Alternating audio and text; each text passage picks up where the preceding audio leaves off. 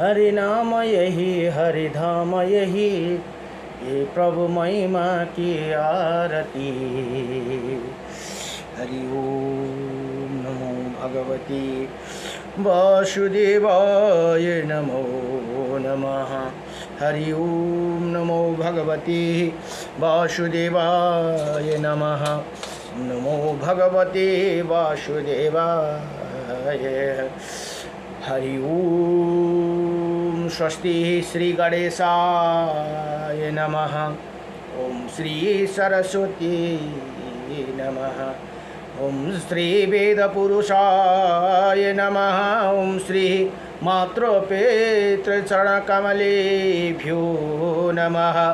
ओम श्री गुरुचरणकमलेभ्यो नमः। ओम समस्त कुलदेवता चरणकमलेभ्यो नमः। ओम समस्त पितृदेवता चरणकमलेभ्यो नमः। कृष्णं नारायणं वन्दे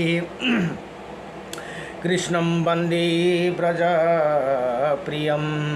कृष्णं द्वैपायनं वन्दे कृष्णं वन्दे प्रीताश्रुतं। वासुदेवं सुता देवकं सचारुणमर्दनं। देवकी परमानन्दं कृष्णं वन्दे जगद्गुरुं। मुकुं करोति वाचालं पङ्गुं लङ्घयति गिरिं। यत्कृपातमहं वन्दे परमानन्दमाधवम्। कस्तूरितिलकं ललाटपटले वक्षौ स्थूले कौस्तुभं। नासाग्रवरमौक्तिकं करतले वेणुकरे कङ्कणं। सर्वज्ञ हरिचन्दनसुललितं कण्ठे च मुक्तं बली।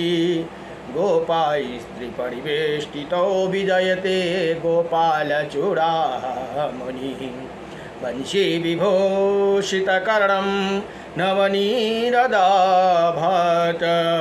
हितं वरदारुडा विमाफलधरुष्टः। पूर्णेन्द्रसुन्दरमुखा दरविन्दनेत्रात्। कृष्णात् परं किमपि तत्त्वमहं न जाने। सच्चिदानन्दरूपायं विश्वोत्पत्यादिहेतवे। त्रयपत्राय विनाशायं श्रीकृष्णाय वयं नमः। ॐ कृष्णाय वासुदेवाय हरये परमात्मने प्रणतक्लेशनाशाय गोविन्दाय नमो नमः। हरि ओम गोविन्दाय नमो नमः। जय जय श्री राधी, जय जय श्री राधी मेरी स्वामिनी। मैं राधे जो की दास। जन्म जन्म दीजियो मोहे श्री चरण को बास। जन्म जन्म दीजियो मोहे श्री वृंदावन को बास। जय जय राधा रमण हरि, जय जय नवल किशोर। जय जय गोपी चितचोर प्रभु, जय जय माखन चोर। जन्म जन्म दीजियो मोहे श्री चरण को बास। जन्म जन्म दीजियो मोहे श्री वृंदावन को बास। नारायणं नमस्कृतं नरं चैव नरोत्तमं। देवीं सरस्वतीं व्यासं ततो जयमुदीरति। श्री परमात्मने नमः। ओम गुरुर्ब्रह्मा गुरुर्विष्णुः गुरुर्देवो महेश्वरः। गुरुर्साक्षात् परं ब्रह्म तस्मै श्री गुरुदेव नमः। अखण्डमण्डलकारकं व्यक्तयनं चराचरं तत्पथं दर्शितं येन तस्मै श्री गुरुदेव वासुदेव नमः। श्री गुरुदेव हजूर को चरण कमल ले अवसागर अवतरण सकूं। जब जन्म भयो तब भूल भयो, अब सुधारूं पाऊ परूं। गुरुदेव हजूर को चरण कमल ले भवसागर अवतरण सकूं। शिष्य भये कति ऊंचा हुँदा हुन्, नीच भए मेरो छैन मति। शिष्य भए कति ऊंचा हुँदा हुन्, नीच भए मेरो छैन मति। सब सम गरी जब ज्ञान दियो, अब गुण गाउनु सक्छु कति। जति भज्दछु मेरो शुद्ध हृदयले, अर्जी हरदम नित्य गरौ। श्री गुरुदेव हजूरको चरण कमल ले भवसागर अवतरण सकूं। कर्म गरी जब मर्म बुझिन्न, धर्म दियौ तब करजी भए। कर्म गरी जब मर्म बुझिन्न, धर्म दियौ तब करजी भए। अर्पण रहेछ तर्पण बीचमा, अर्पण रहेछ तर्पण बीचमा। अन्धो भई देवा डुबन गए, अन्धो भई देवा डुबन गए। अब छैन केही को इच्छा यहाँ, हजुरको चरणलाई पूजन सकू। गुरुदेव हजुरको चरण कमलले भवसागर अवतरण सकू। सागर अवतरण सकूं। गुरु बिना ज्ञान न उपजे, गुरु बिने बिना मिले न मोक्ष। गुरु बिना लिखे न सत्य को, गुरु बिना मिटे न दोष। नमो भगवते वासुदेवाय नमः। कृष्ण प्यारे से विनती हमारी, राधा प्यारी से अर्जी हमारी। दर्शन दे जाना रे श्याम, दर्शन दे जाना। मैं भूला हूँ जग में आकर, मुझको चेताना रे श्याम, मुझको चेताना रे श्याम। आया था मैं किसी कारण से, कारण बतलाना रे श्याम, कारण बतलाना रे श्याम। कृष्ण प्यारे से विनती हमारी, राधा प्यारी से अर्जी हमारी। दर्शन दे जाना रे श्याम। पंता पका भूल गया हूँ, मर्ग दिखाना रे श्याम, मर्ग दिखाना रे श्याम। प्रेम रूप का देकर दर्शन, प्रेम रूप का देकर दर्शन। चरणों में ले जाना रे श्याम, चरणों में ले जाना रे श्याम। ओम नमो भगवते वासुदेवाय।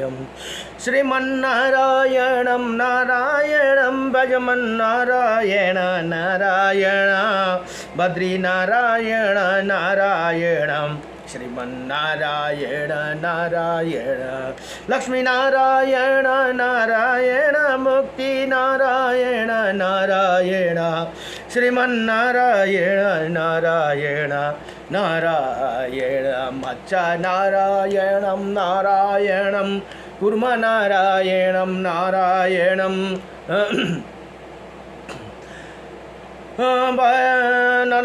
नारायणं नारायणं नरसिंहनारायणं नारायणं वामन नारायणं नारायणं परशुराम नारायणं नारायणं श्रीराम नारायणं नारायणं श्रीकृष्ण नारायणं नारायणं श्रीबुद्ध नारायणं नारायणं श्रीकल्की नारायणं नारायणं लक्ष्मी नारायण नारायण नारायणं नारायणं परं ब्रह्म नारायणं परं तप नारायणं परं देव सर्वनारायणं सदा श्रीरामाय रामभद्राय श्रीरामचन्द्राय वेदसे श्रीरघुनाथाय नाथाय सीताये पतये नमः।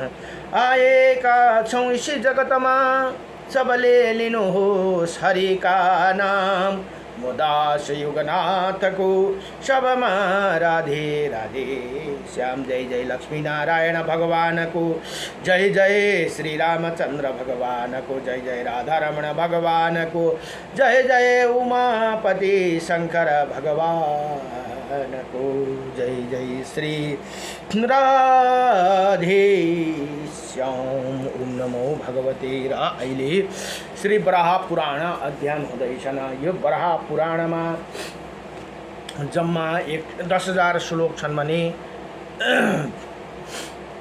182 अध्याय भनेर यहाँ बताइएको छ। अब आजको प्रसङ्गमा 85 को प्रसङ्ग भने 85 अध्यायको प्रसङ्गमा अब भारतवर्षकै 9 खण्डका वर्णन भनेर यहाँ बताउनु भयो। अब भारतवर्षमा 9 खण्डन छन् अरे के अब हेरौँ सुनौँ है। अब यहाँ भगवान रुद्र भन्नुहुन्छ ऋषि मुनिलाई, सप्त ऋषिको ले प्रश्न गर्नुहुन्छ अनि भगवान स्वयं महादेव रुद्रले बताउनुहुन्छ हे विप्रवरो भनेर ऋषिमुनिहरूलाई सम्बोधन गर्नुहुन्छ। भूमण्डल कमल की भांति गोलाकार में व्यवस्थित है ऐसे कहा गया है भनेर यहाँ बताउनु भयो। अब इसके अंतर्वर्ती 9 उपवर्षों या खंडों का वर्णन करता हूँ सुनो भनेर यहाँ भन्नुहुन्छ। उनके नाम इस प्रकार है। 9 खण्डको हेर्नुहोस् है। इन्द्रदीप कशेरु ताम्रवर्ण गविस्तामान नागदीप सौम्या गंधर्व गंधर्व वरुण और भारत ये सभी उपवर्ष समुद्रों से घिरे हुए हैं भनेर यहाँ बताउनु भयो। इनमें से एक का प्रमाण 1000 योजन है। अच्छा योजन भन्नाले है, योजन भन्ने बित्तिकै 1 योजनमा 8 माइल हुन्छ अरे। अब त्यही हिसाबले तपाईले हिसाब गर्नुस् है। योजनको कुरा गर्दा 1 योजनमा 8 माइल हुन्छ भने 1 माइलमा 1.6 किलोमिटर हुन्छ अरे। त्यसरी हामीले क्याल्कुलेट गर्नु पर्दछ। अब यहाँ योजनको कुरा आउँदा मैले त्यो बताउने गरेको छु। इनमें 1000 योजन भारतवर्ष में 7 कुल संज्ञा पर्वत है भनेर यहाँ बताउनु भयो। जिनके नाम इस प्रकार है। महेन्द्र मलय श्राहा श्रुतिमान श्री ऋक्षगिरी विंध्याचल और पारी यात्रा इनके अतिरिक्त बहुत से छोटे छोटे पर्वत भी है भनेर यहाँ बताउनुहुन्छ। जिनके नाम यो बताते जाते हैं।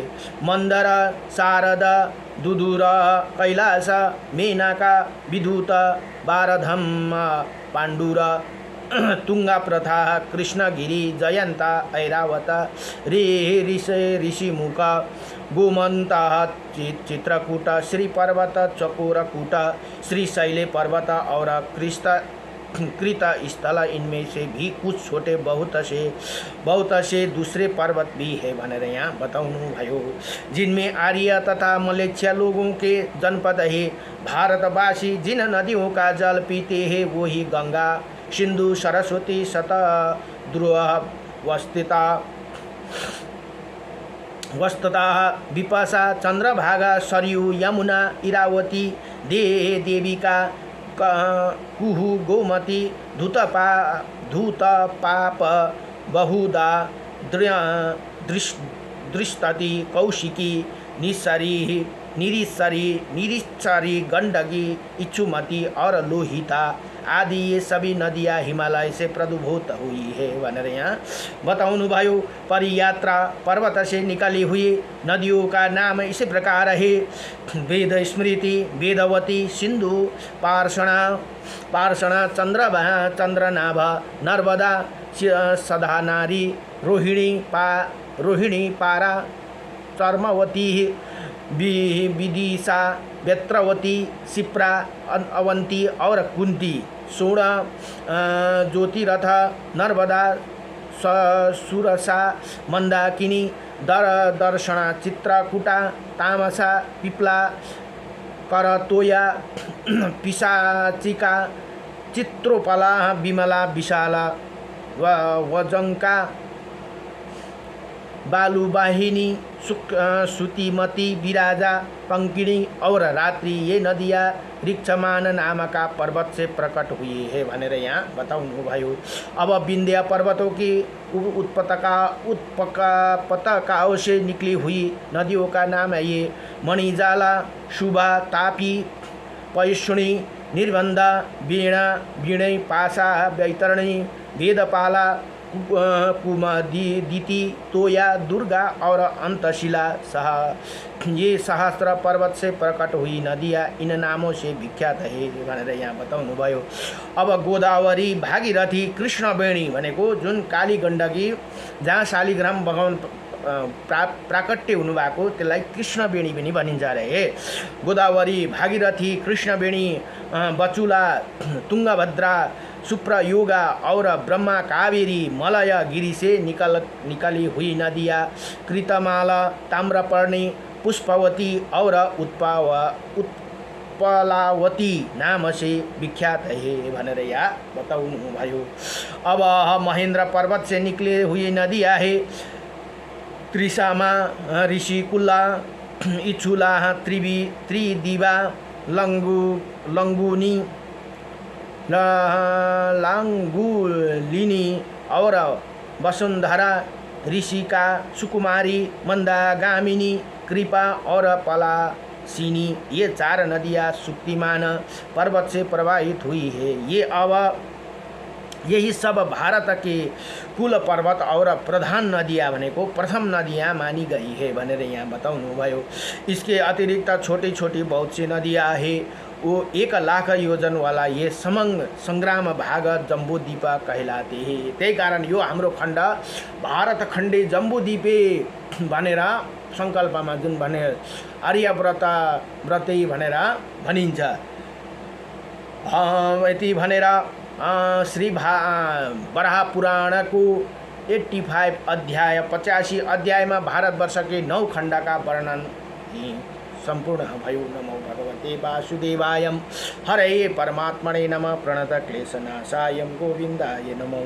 श्री कृष्ण गोविंद रे मुरारे, हे नाथ नारायण वासुदेवम, अनंत वैकुंठ मुकुंद कृष्ण गोविंद दामोदर माधवेति। अब यहाँ 86 र 87 अध्याय 2 अध्याय एकै ठाउँ जोडेर कुनै कुनैमा 3 अध्यायसम्म पनि हुन्छ है। अब यहाँ शाक एवं कुश द्वीपका वर्णन, अघि जम्बूद्वीपको वर्णन भयो भने अब शाक र सातो द्वीपमा जम्मा 3 जम्बूद्वीपको प्रसंग आयो भने अब शाक एवं कुश द्वीपको वर्णन भनेर यहाँ बताउनुहुन्छ। अब भगवान रुद्र भन्नुहुन्छ, अब हे विप्रवर हो, आप लोग शाक द्वीप का वर्णन सुनो। जम्बूद्वीप आपने दोनों परिमाण के लवण समुद्र द्वारा आवृत्ति है। गोलाई में भी ये जम्बू द्वीप के दुने परिमाण में यहाँ के निवास बड़े पवित्र और दीर्घजीवी होते हैं भनेर यहाँ बताउनुभयो। दरिद्रता, बुढ़ापा और व्याधि का उन्हें पता नहीं रहता। इसी साका द्वीप में भी 7 ही कुल पर्वत है। इसी दोनों द्वीप के दोनों और समुद्र, एक और लवण समुद्र है भनेको लवण भनेको नमकको समुद्र और दूसरी और क्षीर समुद्र भनेको क्षीर भनेको दूधको समुद्र भनेर यहाँ बताउनुहुन्छ। पूर्व में फैला हुआ महान पर्वत उदयचल के नाम से प्रसिद्ध है। साका द्वीप र कुश द्वीप को वर्णन यहाँ बताउनु हुँदैछ है। प्रसिद्ध उदयचल के नाम से प्रसिद्ध है। उसके ऊपर पश्चिम भाग में जो पर्वत है उसका नाम जलधार है। उसी को लोग चंद्रगिरी भी कहते हैं। जो जलधार पर्वत को ही चंद्रगिरी भनेर पनि बताउनुहुन्छ। इंद्र वहीं से जल लेकर संसार में वर्षा करते हैं। इंद्रले यही ठाउँबाट जल लगेर वर्षा गर्न हुन्छ अरे। उसके बाद श्वेतका नाम का पर्वत है। उसके अंतर्गत 6 छोटे छोटे दूसरा पर्वत है। वहाँ की प्रजा इन पर्वतों पर अनेकों प्रकार से मनोरंजन करती रहती है भनेर यहाँ बताउनु भयो। उसके बाद रजतगिरी और उसी को जनता शाकगिरी पनि भी कहते हैं। उसके बाद अंबिकाई पर्वत है जिसे लोग ब्रज विभार्जकन तथा केसरी भी कहते हैं। वहीं से वायु का प्रभाव आरंभ होते हैं भनेर यहाँ बताउनु भयो। जो कुल पर्वतों का नाम उन्हीं नाम से वहाँ के वर्षा या खंडों की भी प्रसिद्ध है भनेर यहाँ भगवान शिवजी स्वयं ऋषि मुनिहरूलाई बताउनुहुन्छ। ये कुल पर्वत इसी प्रकार उदय, सुकुमार, जलधार, क्षेमक और महाद्रुम पर्वत के दूसरे नाम भी है भनेर यहाँ बताउनु भयो। उसके मध्यम शाक नाम का एक वृक्ष है। ये द्वीप भनेको जहाँ शाक द्वीप, कुश द्वीप भनेको यो वृक्षको नाम है यहाँ भन्नुहुन्छ। शाक नामक एक वृक्ष है। वहाँ 7 बड़ी बड़ी नदियाँ है। एक नदी के 2 नाम है वो सुकुमारी, कुमारी, नंदा, बेणिका, धेनु, इच्छुमती और गभीस्ता भनेर यहाँ नाम बताउनु भयो। अब भगवान रुद्र फेरि भन्नुहुन्छ, हे ऋषिमुनि हो, आप लोग कुश नाम का तीसरे द्वीप का वर्णन सुनो। अब शाक द्वीप को बताउनु भयो। अब कुश द्वीप को यहाँ बताउनु भयो। ये द्वीप विस्तार में 7 दिवसीय 2 गुना परिमाण वाले है। क्षीर समुद्र के चारों ओर कुश द्वीप है। यहाँ भी 7 कुल पर्वत है। उन सभी पर्वतों को एक के 2 नाम है। जैसे कुमद पर्वत, इसका नाम दूसरा नाम विदुर्म भी है। इसका इसी प्रकार दूसरा पर्वत उन्नत है, उन्नत भी हो, हेम नाम से विख्यात है। तीसरे पर्वत द्रोण या पुष्पबाण नाम से विख्यात है भनेर यहाँ बताउनु। चौथा कंकुड़ या कुश है। 5वां पर्वत ईशा या अग्निमान है। 6ठा पर्वत मरीषि या हरि है। इसी पर अग्नि का निवास है। और 7वां कुक्रुद्ध या मंदर है भनेर यहाँ बताउनु भयो। ये पर्वत कुश द्वीप के व्यवस्थित है। इन्हीं पर्वतों से विभाजित भूभाग ही विभिन्न वर्षा या खंड है। उनमें एक वर्ष का 2 नाम है। जैसे कुमद पर्वत से संबंधित वर्ष श्वेत या उभिद कहा जाते हैं। उन्नतगिरी का वर्ष लोहित या वेणुमंडल नाम से विख्यात है। बहालहक पर्वत का वर्ष जिमोत या रथकार नाम से प्रसिद्ध है। अब द्रोणगिरी के पास के वर्षों का कुछ लोग हरि वर्ष भी कहते हैं। और दूसरा बलाधान या भी 7 नदियाँ हैं। उनमें प्रत्येक नदियाँ भी 2 नाम है। जैसे पहले नदी प्रतोया है, उसकी ही दूसरा नाम प्रवेशा है। दूसरी नदी शिवा नाम से विख्यात है, जिसका एक नाम यशोदा भी है। तीसरी नदी को चित्रा कहते हैं। उसी की एक और संज्ञा दिया गया है। ये संज्ञा कृष्ण है। चौथी हदानी को लेकर चंद्रा भी कहते हैं। 5वीं नदी है विधुलिता नाम से प्रसिद्ध है। इसका दूसरा नाम भी शुक्ला है, शुक्ला भनेर पनि भनिन्छ अरे त्यही विधुदतालाई। अब छठी नदी वर्णा कहलाती है, उसका एक नाम और भी है, विभावारी भी है। सातवीं नदी संज्ञा महती है, इसके लोग घृति भी कहते हैं। सभी नदियाँ अपने प्रधान स्थान रखती है। यह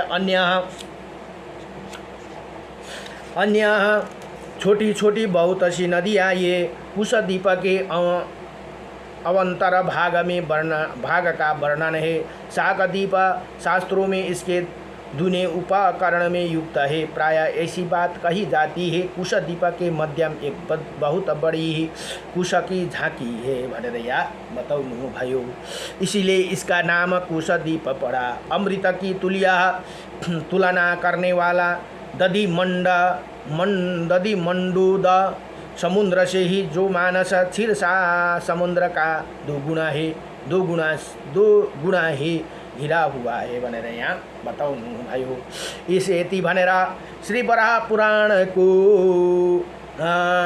86 र 87 अध्यायमा शाक एवं कुशद्वीप का वर्णन यहाँ पूर्ण भयो। नमो भगवते वासुदेवाय हरये परमात्मने नमः। प्रणतक्लेशनाशाय गोविन्दाय नमो नमः।